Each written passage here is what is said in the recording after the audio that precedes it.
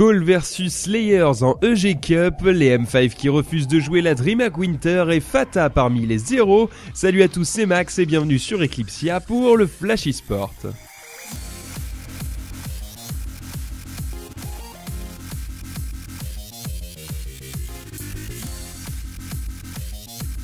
On passe en coup de vent sur StarCraft 2 et la EG Masters Cup SL saison 8 qui voit s'opposer 12 équipes pendant plusieurs semaines.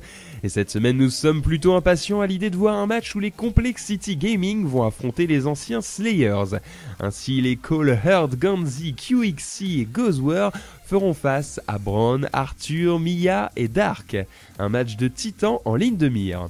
En parlant de Slayers, Ryung est officiellement passé chez Axiom eSport il y a peu, l'équipe de notre charmant British Total Biscuit. En ce qui concerne MMA, nous sommes toujours dans l'expectative, les paris sont ouverts. Comme vous le savez, la mise à jour de League of Legends est légèrement en retard. Cela dit, pour ceux qui disposent d'un compte PBE, il est possible de voir les récompenses de la saison 2, comme les bordures de profil et avatars sur la version test, et tous les autres futurs rewards.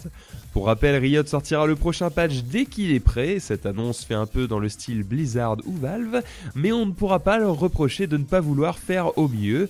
Nul doute que nous attendons la saison 3 avec impatience, mais voyons le bon côté des choses, il vous reste encore un peu de temps pour atteindre le ranking de votre choix, si ce n'est pas encore déjà fait.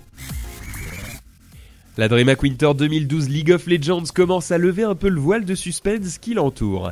Les CLGU champions en titre sont évidemment invités à défendre leurs biens, tandis que les Curse EU qui ont fini 3ème la dernière fois ont eux aussi gagné leur invitation.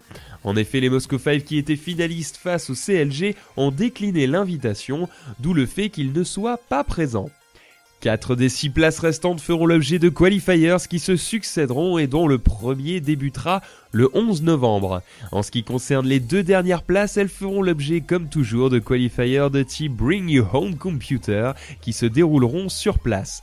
On y verra donc une majorité d'équipes suédoises, mais ça a le mérite de changer un peu du quotidien.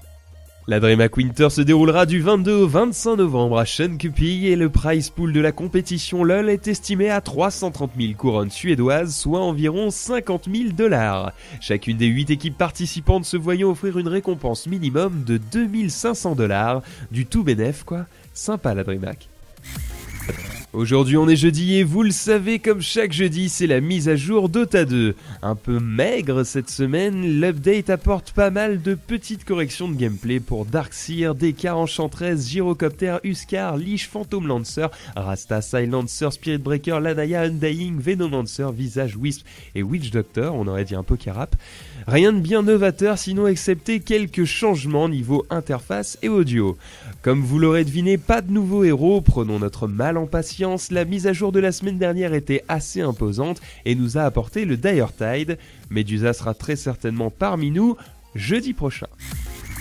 Enfin, pour ceux qui ont suivi l'histoire de l'ex-team Mouse eSport aka GDB Team ou Zero, vous n'étiez pas sans savoir que Sing Sing avait été évincé de la formation.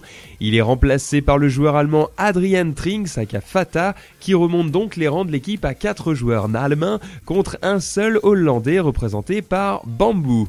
Certains internautes ne donnent d'ailleurs pas beaucoup d'espoir à l'équipe ou alors parient sur un kick imminent de Sexy Bamboo. Quoi qu'il en soit, le roster est pour le moment composé de Kooki, Black, Bamboo, Alex et Fata donc. L'équipe avait fait une belle performance au dernier Star Ladder et nous lui souhaitons de tout cœur de récidiver. Enfin ce soir, retrouvez notre joueur lituanien Kristijonas Barisas alias KRR qui vous streamera son ladder. N'hésitez pas à interagir avec lui via Facebook, il se fera un plaisir de vous répondre.